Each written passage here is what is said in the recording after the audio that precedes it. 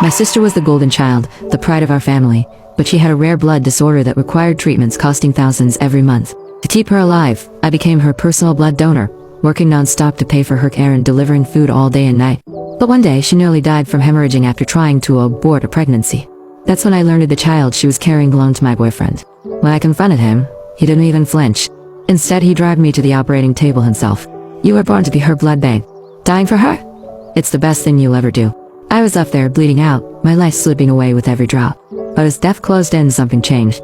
The people who once hoped I'd disappear, the ones who used me, betrayed me, they all began to unravel, losing their insanity. My sister was the golden child, the pride of our family, but she had a rare blood disorder that required treatments costing thousands every month. To keep her alive, I became her personal blood donor, working non-stop to pay for her care and delivering food all day and night. But one day she nearly died from hemorrhaging after trying to abort a pregnancy. That's when I learned the child she was carrying belonged to my boyfriend. When I confronted him, he didn't even flinch.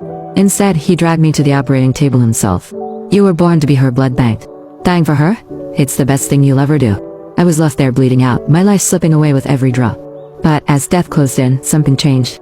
The people who once hoped I'd disappear, the ones who used me, betrayed me, they all began to unravel, losing their insanity. This is a revenge thriller with high praise on good novel.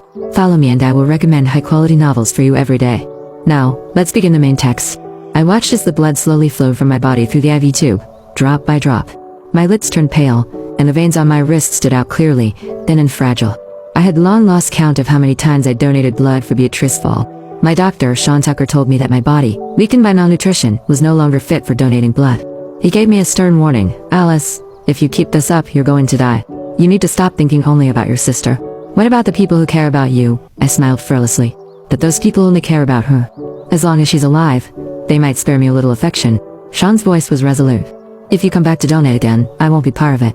Beatrice had a rare blood disorder, and to make matters worse, she had her H-negative blood, a rare type that's hard to match. Every so often, she needed a transfusion. I was the only one in the family who could donate for her. Since the day I was born, I had been burdened with the responsibility of being her personal blood bank. As I watched my blood flow into her, the color slowly returned to her pale face.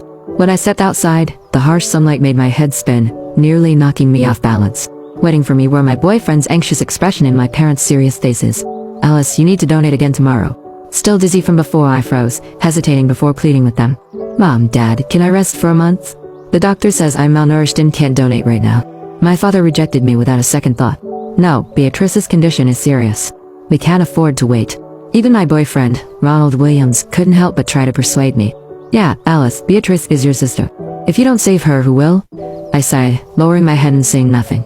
Since childhood, they'd always used the same excuse to force me into living in my sister's shadow. This time I didn't want to agree. But when I got home, my parents locked me in my room, taking away all my electronics and refusing to give me any food. No matter how hard I pounded on the door, it was useless. My mother snorted coldly. "You stay put in this room until tomorrow. You're going to the hospital with Beatrice." Beatrice stood by the doorframe, her eyes brimming with tears, pleading with me. "Alice, please, I'm begging you. Just help me one more time tomorrow. I really can't do this without you."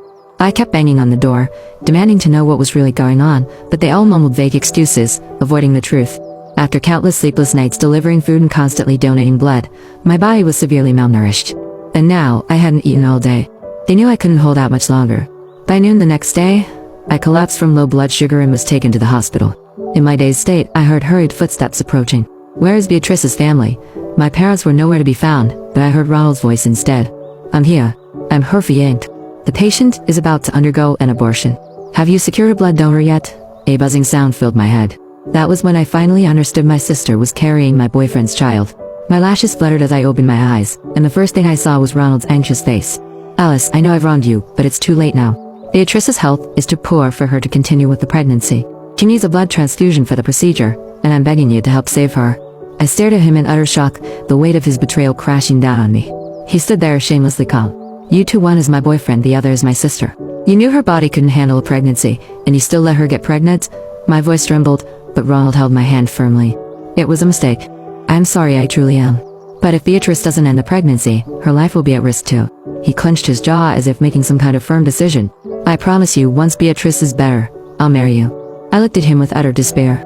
"Ronald, I'm going to die." He snapped impatiently. "It's just a bit of blood. Is it worth all this drama? You're only losing some blood, but you could save Beatrice's life. Besides, you only got together with me